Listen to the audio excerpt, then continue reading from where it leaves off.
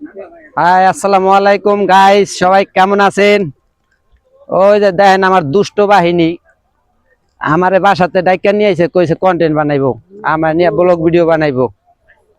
হপায় আমারে কইতাছে এই পানির মধ্যে আপনি 5টা ডুব দিবেন, এটাও কি সম্ভব এই শীতের মধ্যে?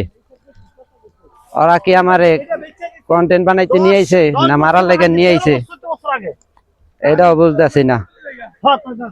এটা হচ্ছে আমার দুষ্ট বিশ্ব বাহিনী। তো খুব ভাল লাগতেছে, কিন্তু ওরা ডিস্টার্ব করতেছে প্রচুর, আমারে ব্যাঘাত ঘটায়। ওই যে আসে, হ্যাঁ, জায়গাটা কিন্তু অনেক সুন্দর আছে। আপনারা হয়তো বা এরকম জায়গা কমই দেখছেন জীবনে। হ্যাঁ, এই জায়গায় আইবেন, আইলে এরকম ঘুরবেন, দেখেন বড় বড় সেতু আছে। হ্যাঁ, আবার এই যে এই জায়গা নদীর মাঝখানে চাষ করে। এই ছোটবেলা শুনতাম কয় নদীর মাঝখানে নিরায়, আসলে কচু আছে। কচু গাছ মরে নাই, এটি মানুষের সব জৈব সার পড়ছে এটার উপরে।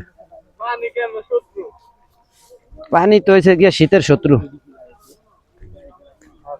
হাই দেন বিল্লু ভাই।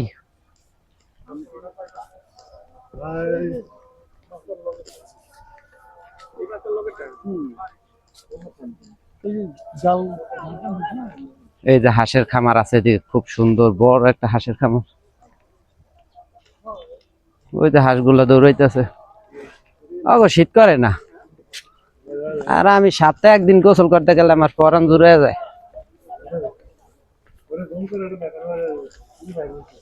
এটা জুম করলে